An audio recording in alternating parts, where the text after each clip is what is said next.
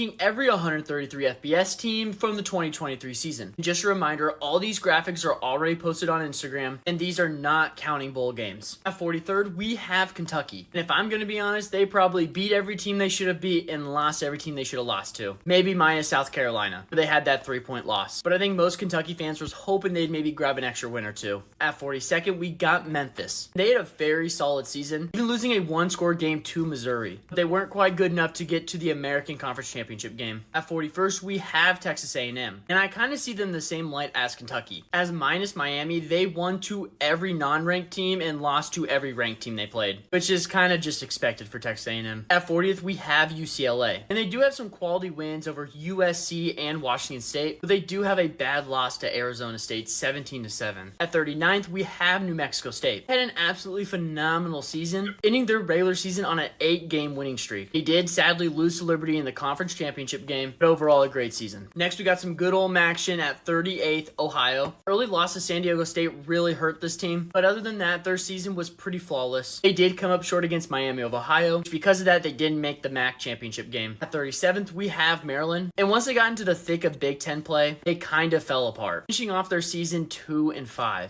At 36, we have Duke, and when Riley Leonard was in, they only lost to highly ranked teams. Once he got hurt, they fell apart, and if it wasn't for that, they could have clocked in a 9-3 season. At 35th, we have Miami, and I do think personally they were the best 7-5 team. If it wasn't for Crystal Ball's choke job against Georgia Tech, I think this team would have had 8 or 9 wins. At 34th, we have Troy, a very solid season where their losses came to Kansas State and JMU, and they lost to JMU by only 2 points. They did pull through and win the Sun Belt, so that slots them in at 34.